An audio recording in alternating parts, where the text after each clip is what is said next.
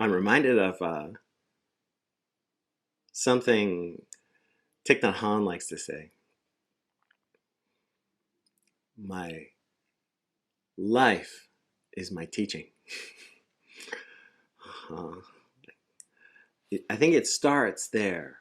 Uh, as I shared in this talk, I heard these words many, many times, at the feet of all these yoga masters and Zen masters that I've spent the last 30 years, studying with. Um, but words are just words. They don't hold a lot of sway over our minds when things are really entrenched, right? When emotions or unexamined stories are calling the shots. I think most of us are walking around in a prison, right?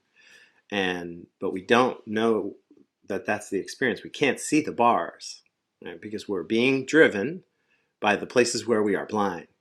We are being driven by the things that we really believe and therefore respond in a reactionary, habitual way from, but we don't know that that's happening.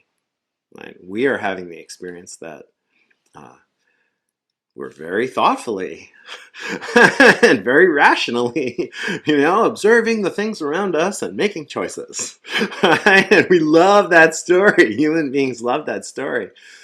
But the reality is much closer to 97% of what's happening is a function of what's come in the past and my habits, a function of society and the pressure that it's putting on me to keep me going in a certain direction and keep me behaving a certain way.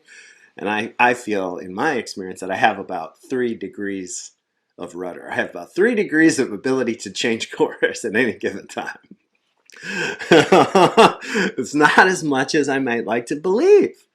I have free will, but not a lot of it. Not a lot of it. I have just a little, which makes it so precious.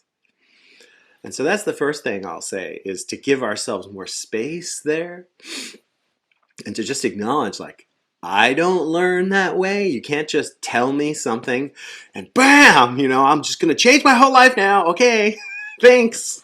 Right? If that was the case, then the very first times I read the Dhammapada, the Book of the Way, a collection of the teachings of the Buddha, I would have achieved enlightenment. Right? That's just not how this works. And instead, right, what we can do for people, right, and a way that we can really connect with people, especially people that are suffering and that really need these teachings, is by very diligently practicing them ourselves. Because no matter how flustered and bothered people are, right, no matter how depressed or angry or anxious, right, all of those things can make it so they can't hear a word we're saying. But their bodies, right, at a cellular level, really deep down, at the level of mirror neurons, at the parts of our nervous system that are somehow able to feel the emotions of the people around us and that mirror it, right? That if somebody angry walks into the room right now, I am designed to feel their anger before they've said a word and to get a little angry, right? To join them. And so we can help, right, even the people that are suffering the most by practicing our mindfulness really diligently when we're with them. And they, even if they can't put it into words, even if they can't understand it, even if they would have difficulty articulating the experience of it after, they can feel it.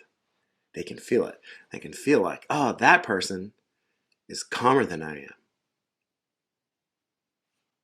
Right? They can feel like, oh, something bad happened just now, and my nervous system spiked, and Stacy's kind of just did this. She didn't ignore it, right? She didn't deny it. She didn't suppress it, but she didn't have the same spike that I just had. They can feel that. They can feel that. And that gives them permission, right? That gives them permission to move in that same direction, to lean into that. And it also lets them know that that's possible. A lot of us don't even know that that's possible. Right? If your whole family is super dysfunctional, if you live in a crazy city, if you have a really high pressure job, you might only be spending time all day long with people whose stereos are turned up to 10 out of 10. And you might even not know that it's possible to live a life where a lot of the time you're at a 2, and every once in a while you spike up to a 4 or 5, and then you come back down to 2, and then you spike up to 4 or 5. Right? If you've never met a person who's living like that, you might think like, I'm at 0 when I'm asleep or when I'm drunk, and the rest of the day is 9 or 10, 9 or 10, right? You might just in your body think that that's how life is. And so a lot of times mindfulness is not talked about, in the ancient way. It's not talked about something that's taught or explained, but instead the word that is used is that mindfulness is something that is transmitted. And so my advice in those situations, and it's not easy to take because we want to control, like we've been talking about. We want to fix. Right? But my advice is to imagine yourself like a bell. And every time you take a mindful breath, ding, you're radiating out the practice.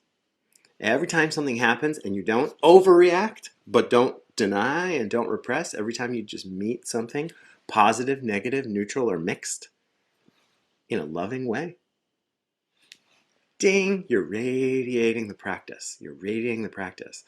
And we are receivers. We're receivers with big antennas like my big ears. And so if there's enough people around us transmitting the practice, radiating the practice, we start to hear it.